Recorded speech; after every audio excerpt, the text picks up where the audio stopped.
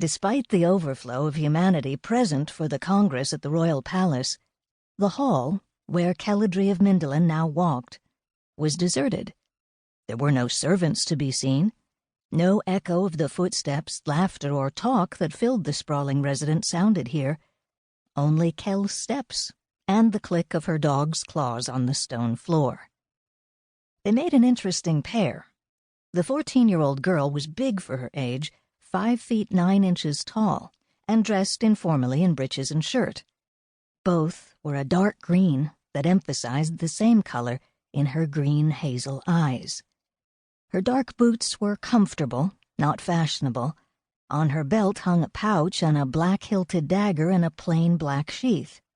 Her brown hair was cut to earlobe length. It framed a tanned face, dusted with freckles across a delicate nose. Her mouth was full and decided. The dog, known as Jump, was barrel-chested with slightly bowed forelegs. His small triangular eyes were set deep in a head shaped like a heavy chisel. He was mostly white, but black splotches covered the end of his nose, his lone whole ear, and his rump. His tail plainly had been broken twice. He looked like a battered foot soldier to Kel's young squire, and he had proved his combat skills often. At the end of the hall stood a pair of wooden doors carved with the sun, the symbol of Mithros, god of law and war. They were ancient. The surfaces around the sun curved deep after centuries of polishing. Their handles were crude iron as coarse as the fittings on a barn door. Kel stopped. Of the pages who had just passed the great examinations to become squires, she was the only one who had not come here before. Pages never came to this hall. Legend held that pages who visited the chapel of the Ordeal never became squires. They were disgraced or killed.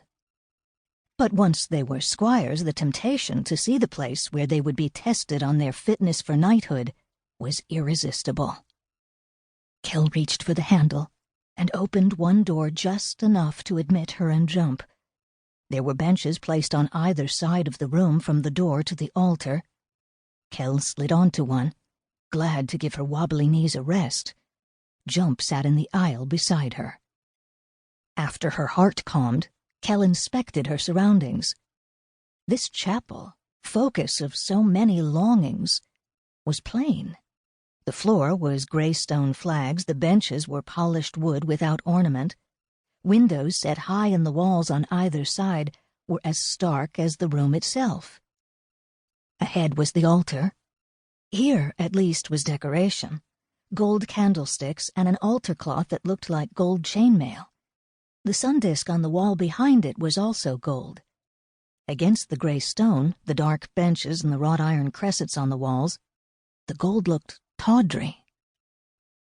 The iron door to the right of the sun disk drew Kel's eyes. There was the chamber of the Ordeal.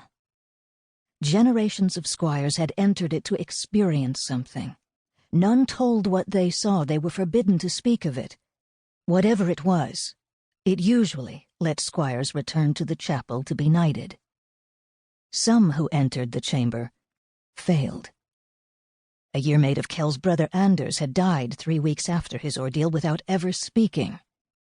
2 years after that, a squire from fief Jonholm left the chamber, refused his shield, and fled, never to be seen again.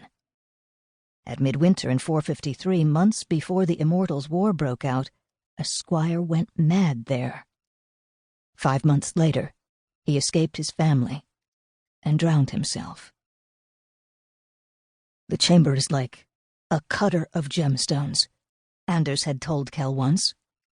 It looks for your flaws and hammers them till you crack open. And that's all I, or anyone, will say about it. The iron door seemed almost separate from the wall, more real than its surroundings. Kel got to her feet, hesitated, then went to it.